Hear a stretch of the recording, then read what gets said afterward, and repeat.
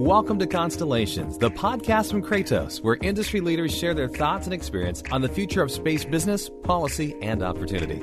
If you like Constellations, please support us by giving a rating and review on iTunes. And don't forget to share this podcast online to help our community grow. Welcome to Constellations, the podcast from Kratos. My name is John Gilroy, and I'll be your moderator. Our guest today is Justus Parmar, founder and CEO of Fortuna Investments. Today, we will be discussing venture capital and finding profitability in the space sector. Space investments fell in 2023, but many venture capitalists expect significant growth in the next few years. Join us as we look back on the state of the space sector in 2023, and we look forward to potential future trends in 2024. Here for our discussion is today's guest, Justus Parmar, founder and CEO of Fortuna Investments. In the past, Fortuna has invested in all kinds of things, electric vehicles, metals and mining, robotics, clean tech, ag tech, and most recently, space, with an initial investment earlier this year in Starfighters Aerospace, a Florida-based company that launches small satellites from its fleet of supersonic aircraft. Having a fleet of supersonic aircraft? Wow. Fortuna plans to have a dozen more space companies in its portfolio over the next 3 to 5 years. So, Justus, I'm going to jump right in here, if you look at people who invest, and what they generally speaking, they say that space technology investments are traditionally seen as risky with payoffs that are often longer term than other investments. So what led you starting to invest in space anyway? Absolutely. And so I've been forewarned by many, friends and colleagues to even stay away from the space industry for some of the reasons that you articulated there, John. But the reality is, I view, risk is in the eye of the beholder. I view risk, totally different in a certain way. I actually believe the bigger the risk, the bigger the opportunity. And because of the new commercial space economy and some of the amazing things that are starting to happen in the sector, for us, it's too big of a bet not to take. So I'm going to ask you personally, would Warren Buffett agree? That's the question. He is kind of the hero in your world, isn't it? He's the guy who can make money out of anything, huh? Well, it all depends. Look, there's a lot going on there, so let's unpack that. So Warren Buffett is one of the most legendary value investors, right? So he's looking for value, and that's why, he buys Coca-Cola, Gecko Insurance, and things that, are very valuable over the long term. So he stays away from speculative markets. And so I think the better, barometer would be the, Jeff Bezos's, the Elon Musk's, the inventor innovators of the world, not the value investors, but the inventor innovators of the world, and the Richard Bransons of the world. And so, these once in a lifetime type of Albert Einstein individuals have really changed their life in a certain way. I'm down here in Miami Beach. Jeff Bezos, for example, just moved. I could probably throw a baseball from where I currently am to where he's bought 2 houses. And so, this is a guy who spent 27 years in Seattle, being the founder and CEO of one of the most successful companies that the world's ever seen, $1 trillion company called Amazon. He's no longer the CEO of Amazon, and he's moving down to Miami to be close to a space company that he's CEO of, for example. Wow. That's fascinating to know. So this investment environment has been up and down the last few years, 2021 saw a record amount of private investment in space. That fell significantly in 2022. And while many people were talking about a rebound this year, it looks like 2023 may come in even slightly under than last year, than 2022. So how do you explain the trend in private space investment since the peak year of 2021? And what headwinds and tailwinds do you see impacting space industry growth next year in 2024? Yeah, so space, as you mentioned, it's an extremely high growth industry. And if you take a step back, every growth industry over the past 2 years has absolutely been crushed. The valuations are down anywhere from 70 to 90%. So it's not just a space thing, it's a growth thing. So growth has been really punitively hammered for the last 2 years. We, fortunately at Fortuna, we've been monitoring the industry for the last several years. Even as you mentioned, 2021, we were offered from Citibank and large, financial institutions to do SPACs and do transactions. We just didn't think the market was right at that point in time. So we actually steered clear of the space and SPAC boom. Looking in retrospect, that was obviously the right call. And so if you fast forward, as you mentioned, John, a couple of years now, so what we're seeing is we're actually seeing the technology being the furthest it's ever been in space.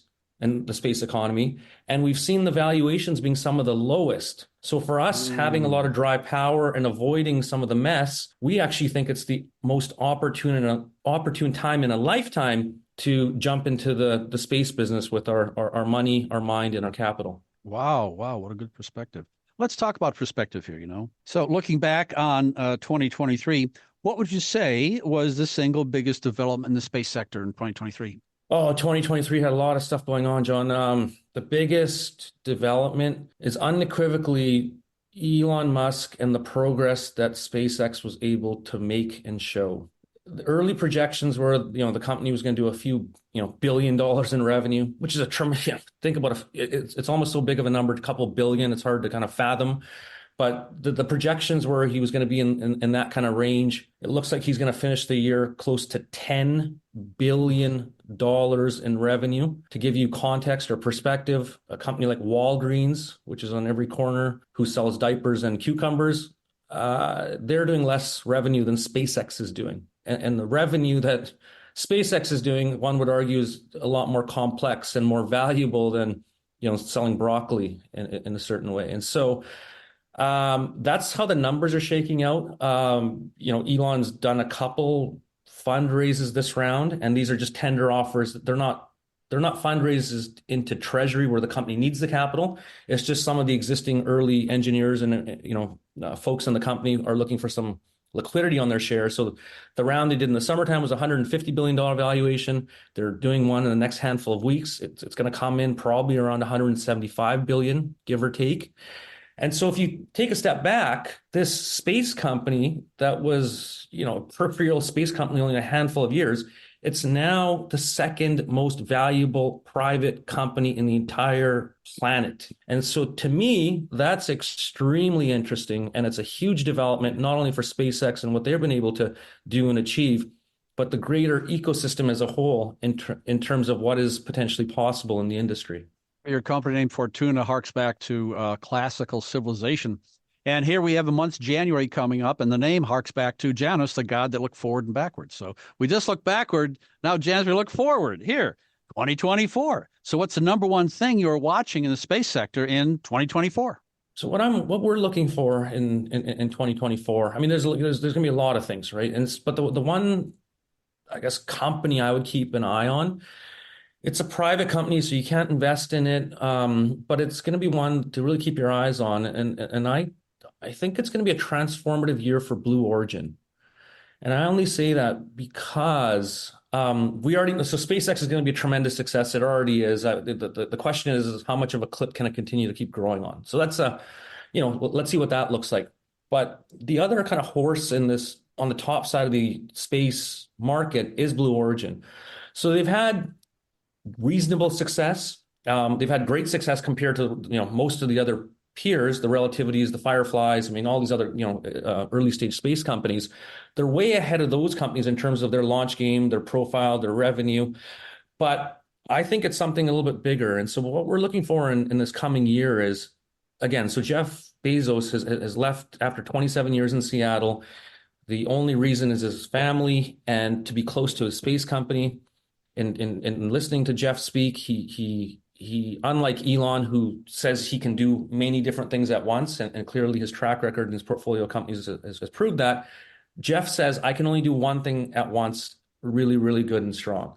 And so given that he's now officially removed himself from Seattle and Amazon, and he's going to be beside his space company full-time to grow the space company, keep in mind, this is, Jeff Bezos was the richest guy in the world. He went through a divorce with his wife, and that's the only reason he's dropped to number 2 or 3.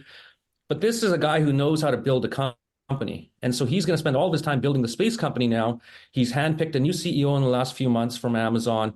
He's an extremely brilliant entrepreneur. And so I'm personally curious to see how big of a leap can he make in this company, because he's got a little bit of catch up, or a lot of catch up to do to SpaceX.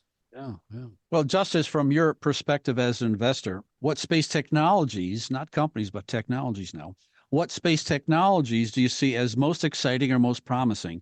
Is it all about launch and Starship putting mass on orbit or on-orbit capabilities like AI, edge computing, and private space stations, or maybe even advances in teleport and antenna capabilities. So what gets you excited? So, I mean, the beautiful thing is, as you articulated, it's untapped, it's virgin. The companies like SpaceX are just starting to lay the groundwork, call it the infrastructure or the railroads for the train in a certain way. And so this is like the internet was in 99 or 2000. So it's wide open. And so we can sit here and conjure and cook up all sorts of things that what's possible. But I think the reality is nobody truly understands the extent of what is possible. However, what we believe at Fortuna is what we know is, SpaceX has done a tremendous job. They're ahead of the pack. They're the leader. One day, I think they're actually going to be the most valuable company in the world. As we mentioned, they're the second most valuable private company. But as a matter of practice, we think it's smart not to compete directly against Elon. We think it's smart to fund companies that are ancillary. And, we talk to the SpaceX folks all the time. We talk to the Blue Origin folks. And so if you look at the companies like that, these world-class companies, and what Jeff and Elon and these guys are saying, they don't want to do it alone, nor can they do it alone. So it's going to take a team of individuals to plug in different areas of this ecosystem to do this as a group. And so obviously that's, financial allocators like myself and company builders will step up where we can. But that also extends to, parents who have kids in high school debating what they should do. Maybe they shouldn't be lawyers and doctors. Maybe they should look at aerospace and just, and spending time with senior statesmen in the industry. I had the pleasure of sitting down with Fred Gregory, who's the first African astronaut, and he used to run at NASA a couple of weeks ago. And, this guy, he gave me 2-3 hours of his afternoon. So people like that spending the time and wisdom to pass down some of this information. And so what I think in terms of this ecosystem, it's really, really untapped. If I were to pin it into one specific bucket, I think the aspect of refueling is extremely intriguing. Elon has demonstrated the ability to take rockets up and down and reuse the rockets. 90% of the cost of the rocket is getting that rocket off the ground because of something called gravity. And so in the future, I think it's conceivable to have refueling stations, think of it as gas stations, in the lower Earth orbit, whereby the rocket might not have to come down to Earth anymore. It can refuel in the depot and continue on its mission into, the moon or Mars and beyond. So I think that's one area that we're really kind of honing in on because we think it's valuable. It's not going to happen overnight, but we think it's a logical next step, much like having an electric car and having a charging station. Let's maybe delve a little deeper into investment portfolio and what Fortuna is looking at here. From what I've read, it looks like your company, Fortuna, is targeting maybe a dozen space companies in its portfolio in the next few years. So in growing this portfolio, is there a particular corner of the space industries that you're interested in investing in? While maybe work alongside or ancillary to other companies? Is that just in general? Anything more in specific? Well, even our first cornerstone investment, where we've committed $50 million to Starfighters Aerospace, they're at the John F. Kennedy Space Center, NASA, Cape Canaveral. They've been there for almost 10 years. As you mentioned, they've got at the beginning of the program, they've got a fleet of hypersonic fighter jets. They've got 9 of them. I'm originally from Canada. I'm born and raised in Canada. I don't know if our entire country of Canada has 9 fighter jets to put it in perspective in a certain way. But so the company has amassed a really strong asset base. They've got great technology. What they're going to be doing with our funding is launching small payload rockets into outer space. And I say smaller payloads. If you understand the space business, the satellites are actually getting smaller and smaller and smaller. 10 years ago, they were the size of an army tank or a big van. Now they're literally the size of a pizza box or an iPhone. So what Elon's doing, he's actually taking very heavy and very big payload up. Think of it as a freighter. That's what he's doing. And so our company, Starfighters Aerospace, believes that the smaller satellite, the nanosats, the CubeSats, the StatSats, that side of the market might be neglected in a certain way. So even the company Starfighters Aerospace, which we're backing and building, is extremely complementary to the stuff that Amazon and Blue Origin and SpaceX is doing. And so that's just an example of some of the ways that we think. Again, we are very keen in looking deeper into the refueling, the hydrogen aspect of space travel and exploration. And we're totally open. I mean, our door is open. We're looking for great companies and great entrepreneurs to back. And so please reach out if you've got a very exciting opportunity in the industry. Earlier in the interview, I was kind of teasing you, playing around with Warren Buffett, his quotes, and about, long-term commitment, long-term investments. And I think you handled that pretty well. Let's go back to that. Okay. So investing in space is a long-term commitment, So how do you evaluate whether investment will pay off in the long term, even if it doesn't in the short term? So what do you look for in this ideal investment? Yeah, you nailed it. I mean, so first of all, you have to have a long-term view in the industry. And so, let's step back 20 years ago. If you had a long-term view of fax machines or telephone books or the yellow pages, it doesn't matter what company you're backing in that industry. It's just not going to work because the world's moving on without you. So I actually think the opposite in the space business, where this thing is just only starting to open up. So I think there's going to be an abundance of opportunities in this industry. And so when we evaluate these companies, we have to, one, have a long-term secular view in the industry, which we have for obvious reasons we just discussed. But beyond that is we're looking for great entrepreneurs who show a tremendous amount of grit. And so these could be men or women that really believe in their business. They've either put their money and time where their mouth is. They don't have side projects. They're literally all in. Because the reality is markets go up and they go down, as we talk about. And inherently in life, we would love to have life without challenges, but the challenges hit you hard when you least expect them. So you have to have tremendous grit and resilience and you might have to be sick in a certain way to keep plowing forward, because there's a lot of pain and punishment. But you need to have that raw grit and tenacity to work through these things, because as you pointed out, if you're in it for the long haul, there's going to be all sorts of things, whether they're in your control or out of your control, that come up that you're going to have to deal with. So we try our best to spend as much time as we can with the entrepreneur before we make our initial backing and partnership. And it's not a perfect science, but we want that unwavering confidence and conviction and capability in their business. And we will unequivocally go to bat and war for you along the journey. You're in Florida. I'm up in the D.C. area. And so got to talk about the government. That's mandatory here. So it sure seems like government investment in space continues to grow in the United States and globally. I get everything, I don't know, from defense to sovereign space capabilities to programs for universal broadband connectivity. I'm thinking about Alaska, So how are you looking at government spending as you assess the potential of different space startups? Yeah, so I had the pleasure of spending the day with Secretary of State Mike Pompeo 2 weeks ago up at NASA. He was also the head of the CIA. So Mike's a guy who knows a lot about the nuances of the government in DC. He still lives up in DC where you're at, your neck of the woods. And so we had a really meaningful conversation about how important this government-private partnership is in the space industry. And so the takeaways were really what's good for the space industry in America. And again, we at Fortuna only back American companies. And so what's good for the space industry in America should generally be good for the government. We're in a really difficult time now where China's trying to eat our lunch. They're ramping up their space program like crazy. As we see from a defense perspective, the very first thing that, Russia did when they attacked Ukraine, for example, was they went after their satellites. So they went after their space capabilities. So modern warfare is actually going into space as well. So it's imperative from the defense aspect that we really spend time and money into our space economy, much like we do in hospitals and schools and things of that nature, because our existence as a country really depends on that. So, Justus, when I did the intro for this interview, I gave you the NPR intro, a couple sentences, and I mentioned that your company had invested in sectors like clean tech and robotics. We talked at the top of the show here. So is there an overlap between clean tech and robotics and the space sector?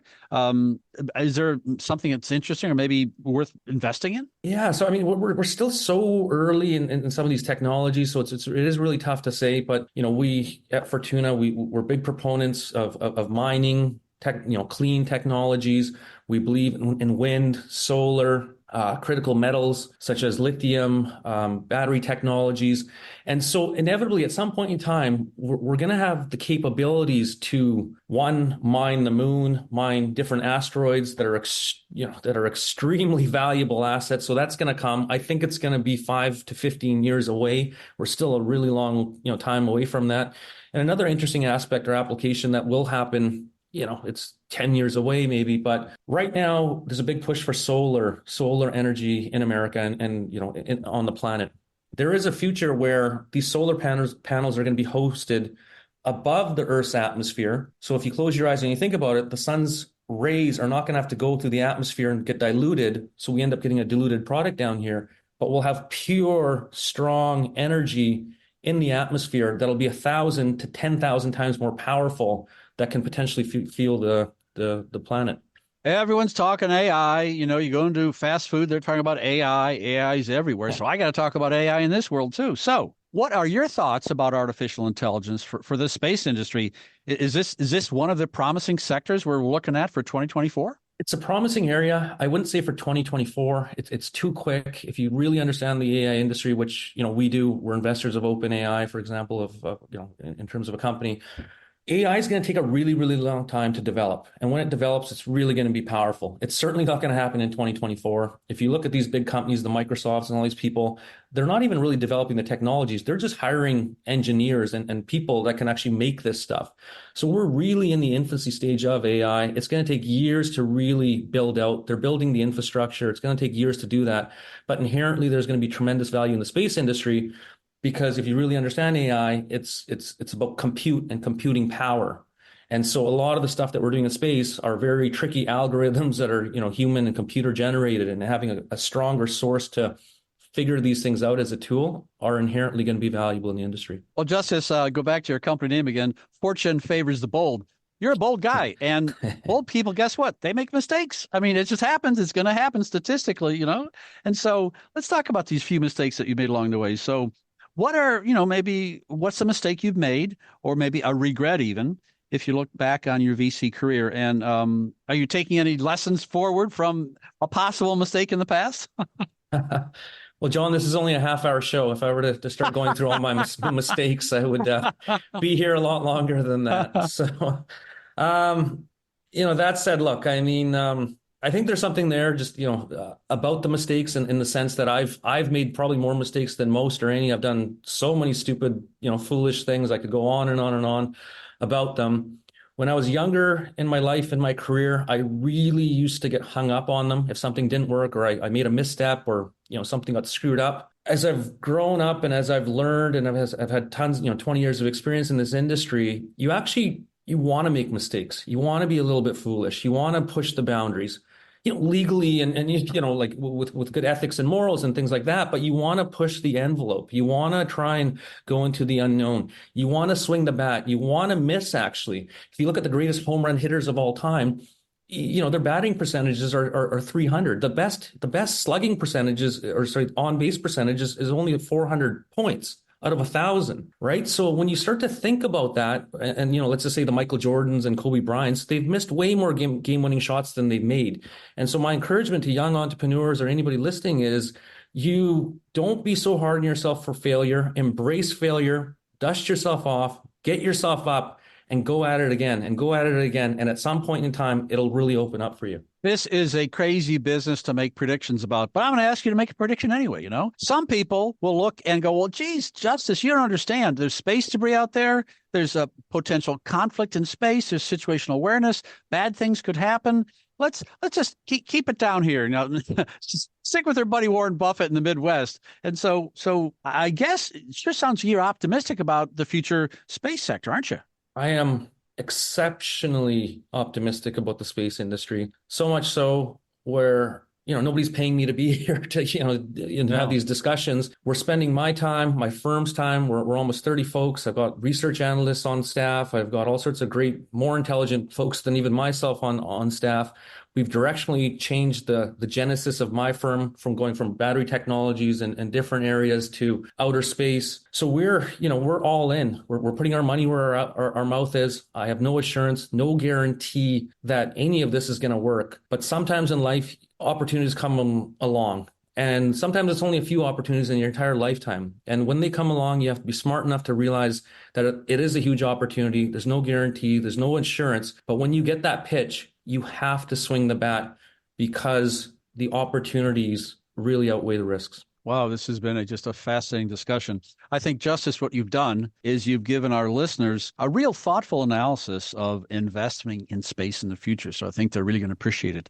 I would like to thank our guest, Justus Parmar, founder and CEO of Fortuna Investments. Thanks, Justus. John, that was awesome. Pleasure is mine. Thanks for listening to Constellations, the podcast from Kratos. If you like this interview, please subscribe, tell a friend, and give us a review.